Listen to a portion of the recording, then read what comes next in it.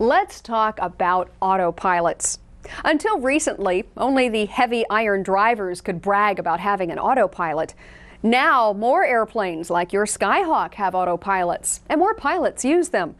You need to understand the workings of your autopilot so you'll know how it controls your airplane, and also to be aware of its limitations. That way, you'll always be in control of the autopilot instead of just being another passenger. Let's take a look at the Skyhawk's KAP-140 autopilot and see what makes it tick. First of all, this is a single-axis aileron control autopilot system. That means it only controls the airplane around the roll axis. The system uses a computer to do the thinking and an aileron actuator to do the work. The turn coordinator, the heading indicator, and the course deviation indicator all give the computer the information it needs to follow the directions you have punched in on the operating controls. The turn coordinator senses the rolling and yawing of the airplane and sends that information to the autopilot computer. The computer thinks about this and decides what signal to send to the aileron actuator. The actuator is an electric motor that moves the ailerons. When you press the AP button, you engage the autopilot in its basic mode, and the actuator takes control of the ailerons. In this mode, the autopilot functions only as a wing leveler. This will keep the wings level, but it doesn't promise to hold your heading, especially if turbulence bounces you around a bit. That's because in basic mode, the computer is only using turn coordinator information. And as you remember, a turn coordinator has no idea which way you're headed. If you want the autopilot to maintain a heading for you, just press the heading button. The heading indicator now tells the computer to maintain the heading you've selected with the heading bug. If you move the bug, the computer will tell the aileron actuator to bank the airplane and turn it to maintain whatever heading you select. When you press the nav button or the APR button, the autopilot uses its turning capability to intercept and follow a navigation signal from a VOR, a localizer, or a GPS. Since the autopilot does this by using inputs from the number 1 CDI, you have to make sure that the number 1 CDI is connected to the navigation source you want to use. Whether you choose nav or GPS with the nav GPS switch really makes no difference to the autopilot. Its little electronic mind is just fixed on keeping the CDI needle centered. For the autopilot to track the OBS course you have selected, you should have the heading bug set on the same heading as the OBS course. Now you know that nav means navigation, and you've probably figured out that APR is approach. But why are they both there?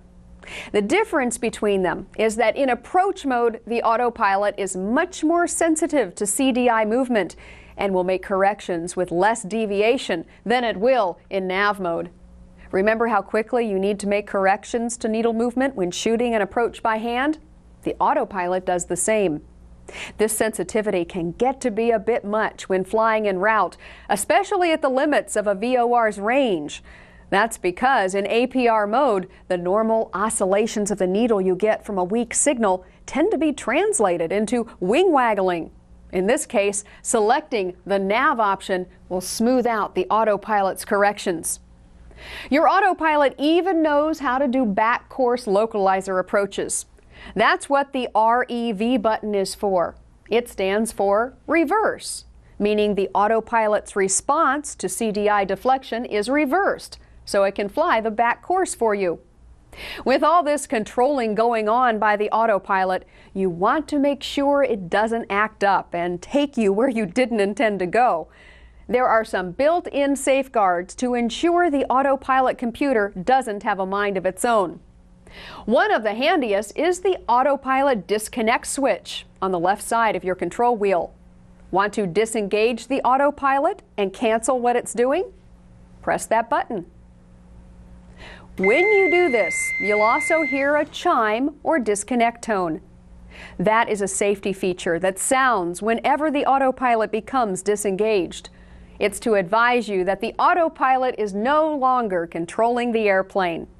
That can come in handy if you accidentally bump the autopilot disconnect switch. You can also disengage the autopilot the same way you engaged it in the first place. Pressing the AP button will make the actuator let go of the ailerons. The autopilot computer always has electrical power as long as the avionics master switch is on. But if something really bad is happening inside the autopilot, the circuit breaker on the lower panel should pop out and remove the power from its little electronic brain. Of course, since the avionics master switch turns off the power to all the avionics in your airplane, you could use it to turn off the autopilot if the circuit breaker didn't do a fast enough job for you. But that's a bit inconvenient, since when you turn the avionics master off, you'll also turn off all your radios. If you want to turn everything electrical off, you could turn off the battery master switch. Why so many ways to turn your autopilot off? Well, the FAA wants to be sure that if your autopilot starts acting up, it can be turned off, even if the disconnect switch on the control wheel or the AP switch on the autopilot malfunctions. They don't want a bunch of autopilots rebelling and taking over the skies. By the way, the system is also designed so that you can overpower the aileron actuator by moving the control wheel yourself. This is a safety design, so you can keep the autopilot from doing something you don't want it to do while you're trying to disconnect it. But what if one of your gyro instruments fails? If the attitude indicator goes by the wayside, the autopilot can still be used because the attitude indicator doesn't provide any information at all to the autopilot computer. In fact, if you do lose the attitude indicator in the clouds, the autopilot is a very useful helping hand for keeping your wings level. The heading indicator provides information to the autopilot in the heading, navigation, approach, and reverse modes.